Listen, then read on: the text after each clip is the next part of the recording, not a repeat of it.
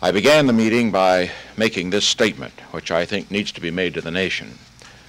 America's public enemy number one in the United States is drug abuse. La drogue, ça touche tout le monde, même les personnalités les plus influentes. Aucune personne n'a démontré que le président Chirac se droguait d'une quelconque manière. Or, pour le président Nixon, c'est une autre chose.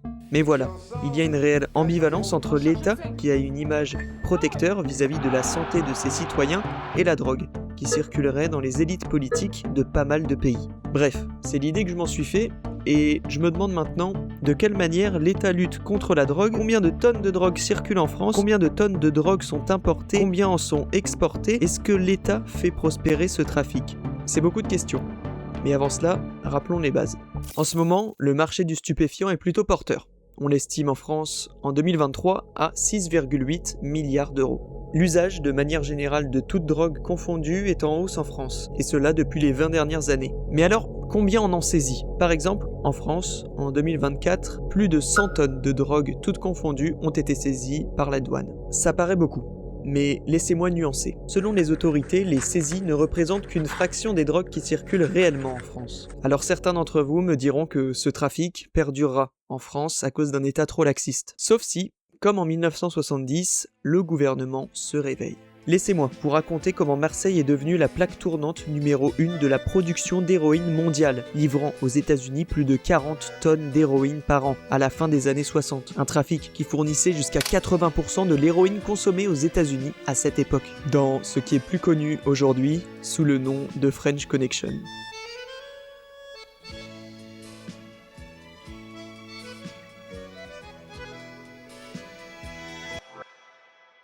En 1930, des chimistes marseillais issus de Corse développent un savoir-faire chimique. Ils l'utilisent pour créer du faux pastis et le revendre à un prix identique au vrai. Et ce business perdura jusqu'à la Seconde Guerre mondiale.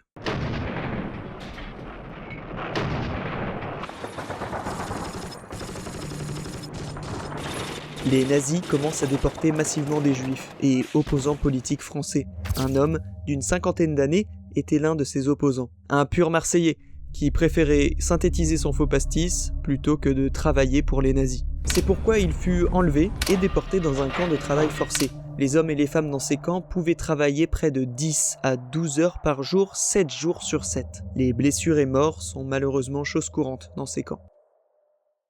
Un jour, notre Marseillais, il se blesse, va à l'infirmerie et découvre, dans un livre posé sur sa table de chevet, une formule mystérieuse, celle d'un antidouleur appelé diacétylmorphine, plus connu sous le nom d'héroïne.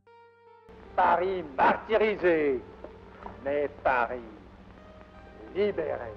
C'est bon, notre Marseillais est sauvé. De retour en France, il partagea sa découverte à son fils, qui le partagea à son fils, qui lui-même le partagea à son fils. Et en 1960 commence à Marseille la production d'une héroïne pure, une héroïne made in France. L'héroïne est une drogue semi-synthétique, c'est-à-dire créée à la fois en labo et à la fois extraite d'une plante, le pavot. Celle-ci est environ 2 à 3 fois plus puissante que la morphine et 5 à 10 fois plus puissante que l'opium brut extraite du pavot. L'héroïne de Marseille est particulièrement connue pour sa pureté. Elle est pure à 98%, ce qui signifie que le produit est presque entièrement composé d'héroïne avec très peu d'impuretés. On pourrait croire que ces trafiquants qui ramènent la cam jusqu'aux États-Unis sont des bandits sortis de prison, des barbares sanguinaires, mais non, pas du tout. Pour la plupart, on retrouve en majorité chez ces passeurs de drogue des Corses navigateurs ou d'anciens marins à la retraite qui, pour un beau billet, te livrent ta cam sans te poser trop de questions. En ce qui concerne la logistique des matières premières à faire venir en France, on déléguait cette tâche à des couples d'étudiants en manque d'argent. La combine était simple, on leur prêtait une belle voiture familiale avec un week-end tout frais payé en Turquie. Arrivé devant l'hôtel de luxe, le couple passait la nuit dans leur chambre pendant que la voiture, elle, était modifiée pour y cacher la sève de pavot. Essentiel à la conception de l'héroïne. Le couple, à la fin de son week-end, revient en France avec la voiture et la cédait à un trafiquant, juste avant qu'elle ne soit transférée à un chimiste. Les chimistes, l'un des rôles les plus importants de cette chaîne. Ils sont étonnamment peu nombreux, entre 3 et 5 pour produire toute cette drogue. Ils ne travaillent que quelques jours par mois dans des laboratoires improvisés et changent de labo à chaque nouvelle préparation. Ensuite, la démarche reste la même. Grâce à la sève de pavot, ils produisent de la morphine base, puis, grâce à des acides et solvants, la transforment en héroïne. Mais alors, d'un point de vue financier, eh bien, tout cela pour un coût d'environ 10 000 anciens francs par kilo, revendu en moyenne 6 fois plus cher, avant d'être coupé au sucre glace ou au talc, multipliant ainsi les profits. Ce business aurait pu durer très longtemps.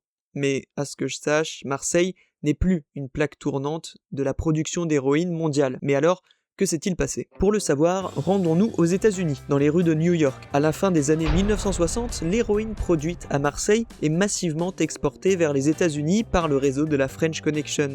L'augmentation de la consommation de cette drogue aux États-Unis entraîne une hausse significative des décès liés à celle-ci. Dans ce contexte, et plus largement dans le cadre de la politique antidrogue américaine du début des années 1970, les États-Unis renforcent leur coopération avec la France afin de démanteler ce réseau.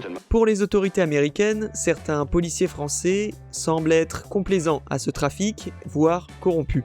Les remontrances de la DEA, pour Drug Enforcement Administration, ne se font donc pas attendre. Il faut aussi rappeler que fin des années 60, les infractions liées à la drogue ne sont pas considérées comme des délits majeurs. Dans ces années, l'attention médiatique et policière se porte davantage sur les braquages de banques très présents dans la culture populaire. Mais en 1971, un changement de paradigme s'opère. Le chef de la lutte contre les stupéfiants doit démissionner et laisser place à un petit nouveau. Un certain François Lemuel. Ancien officier de police devenu commissaire, c'est lui qui est à l'origine de la brigade de recherche et d'intervention, plus communément appelée BRI. Ce changement est induit par les autorités américaines qui souhaitent mettre fin à ce trafic. Les contrôles s'intensifient et les douanes réalisent la même année une saisie majeure. Dans un bateau nommé Caprice des Temps, accosté au port de Marseille, la douane est très surprise. Dans la cale de ce bateau sont retrouvés près de 425 kg d'héroïne pure. Même si les commanditaires et les chimistes ne sont pas encore arrêtés, la police sait qu'elle se rapproche du but. Et que petit à petit, elle remonte le fil d'un vaste trafic qu'elle mettra à genoux quelques années plus tard. Le 19 janvier 1973, tout s'accélère. Une opération massive est menée dans l'une des planques des trafiquants. Ce qui conduit à l'arrestation du commanditaire majeur de l'organisation soupçonné d'avoir expédié près d'1 tonne d'héroïne vers les États-Unis. La police va aussi mettre la main sur un certain Henri Malvézy, un de ces chimistes aussi discret qu'un fantôme. Il est condamné en 1980 à 17 ans de prison, symbolisant la fin de ce trafic. Fin des années 70, plus de 560 trafiquants sont arrêtés. Les derniers chimistes s'exilent à l'étranger et les derniers Français qui se font capturer par la police dénoncent leurs camarades. Car oui, il valait mieux coopérer. Les peines données étaient exemplaires, de 4 à 30 ans de prison ferme. Et inspirés du système carcéral américain, les magistrats français ne donnaient pas beaucoup de choix aux trafiquants marseillais. Une peine de plusieurs dizaines d'années de prison ou une peine réduite à moins de 10 ans de prison. En échange de cela, tu dénonçais toutes les personnes qui étaient de près ou de loin impliquées dans ce trafic. La French Connection est tombée. Mais pas la consommation de drogue aux États-Unis, qui se tourne désormais vers l'Asie et l'Amérique du Sud pour leur approvisionnement. Et une nouvelle drogue fait le buzz fin des années 70, la cocaïne. Un homme issu des quartiers les plus pauvres de Colombie commence le business. Il est basé à Medellín, son nom vous dit peut-être quelque chose. Comme le souligne l'ancien chimiste Émile Diaz, la corruption est prépondérante au trafic. Sans corruption, il n'y a pas de trafic.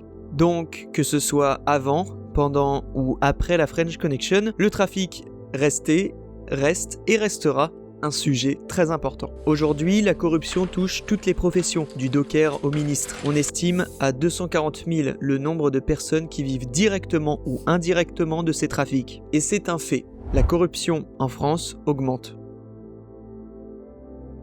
La question n'est pas comment arrêter ce trafic, mais plutôt comment, à notre échelle, ne pas laisser notre morale de côté pour quelques billets. Oui, moi je veux vous dire tout net, hein. Sans la corruption, il n'y a pas de trafic. Le trafic est basé sur la corruption. La corruption, c'est quelque chose de, j'allais dire, naturel.